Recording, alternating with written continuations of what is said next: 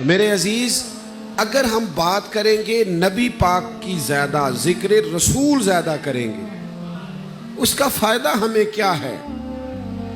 ایک تو یہ ہے کہ جیسے جیسے مسلمان اپنے نبی پاک کا ذکر کرتا ہے، دل میں حضور کی محبت بڑھتی جاتی ہے، طبیعت میں، دل میں مٹھاس آتی ہے، پیار بڑھتا ہے، اور پھر رسول اللہ صلی اللہ علیہ وسلم کی باتیں روحانیت پیدا کرتی ہیں، انسان کو اللہ کا قرب ملتا ہے۔ پھر جب آپ حضور کی کوئی بات کرتے ہیں نا،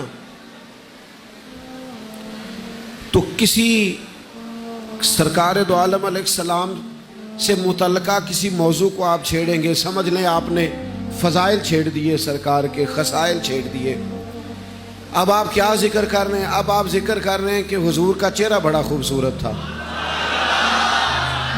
مقدس آنکھیں بڑی حسین تھیں، نبی پاک علیہ الصلوۃ والسلام کے ابرو مبارک بڑے پیارے تھے۔ میں دعوے سے کہتا ہوں، اگر حضور کے فضائل، خصائل، شمائل بیان کرو گے نا، تو آپ کا دل پھولوں سے بھی زیادہ خوشبودار ہو جائے گا،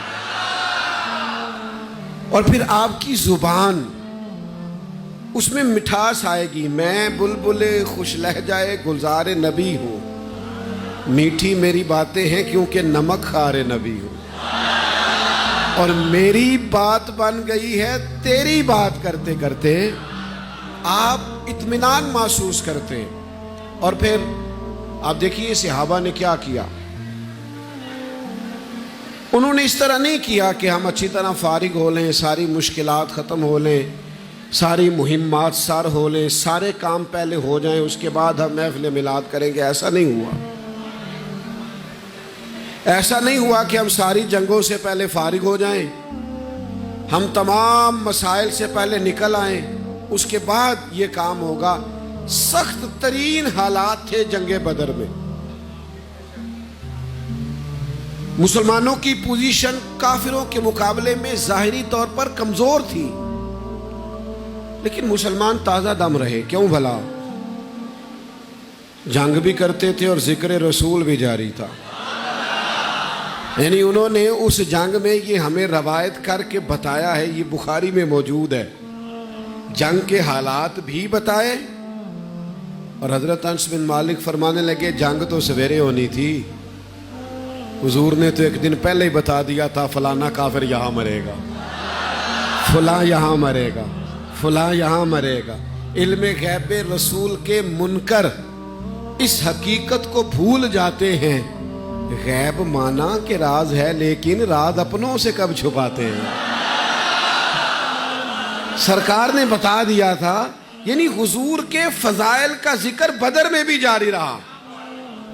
آپ مجھے بتائیے نا، ایمرجنسی نافذ ہو، جنگ سر پہ کھڑی ہو، اور لوگ عشق و محبت کی باتیں کر رہے ہیں، مشکل کام ہے کہ نہیں؟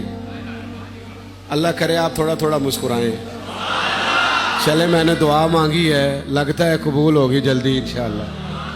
اور یار میں نے کہا ماحول میں گما ہے، دل بڑے کھلے ہیں اللہ کے فضل سے، اور آپ مسکراتے ہیں تو نورانیت پیدا ہوتی ہے ماحول میں۔ بھائی سنو، کبھی ایسا بھی ہوتا ہے جنگ کا ماحول لگا ہوا ہے، حالات پورے عروج پر ہیں، اور سامنے فوجیں کھڑی ہیں، اور یہاں عشق و مستی کی باتیں ہو رہی ہیں۔ آپ دیکھیے نا، نبی پاک صفیں سیدھی کرا رہے ہیں، ایک صحابی کا پیٹ ذرا آگے بڑھا ہوا تھا، نکلے ہوئے تھے تھوڑا سا صف سے، تو سیدھا کراتے وقت ذرا اس کے پیٹ کو چھڑی لگ گئی، اس نے کہا میں نے بدلہ لینا ہے۔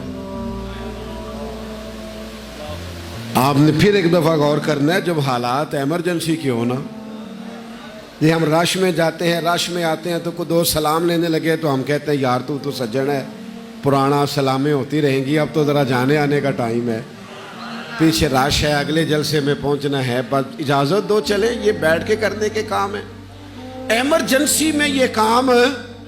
لیکن ان کو پتا تھا کہ طبیعتیں تازی تب رہتی ہیں جب مدینے والے سے جڑی رہے۔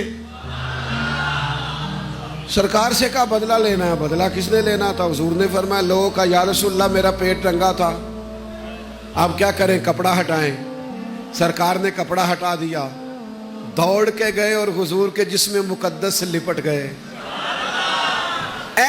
لیکن جنگ کی حالت میں بھی، ایمرجنسی میں بھی وہ مدینے والے محبوب سے تبرک لینا نہیں بھولے، فیض لینا نہیں بھولے۔ فرمایا تو بدلہ لینا چاہتا تھا؟ تو وہ کہنے لگے اپنے بھائیوں سے، صحابہ سے، بدلہ کس نے لینا تھا؟ میں تو وجود اطہر سے فیض لینا چاہتا تھا۔ بڑے سخت حالات تھے تبوک میں، بڑے سخت۔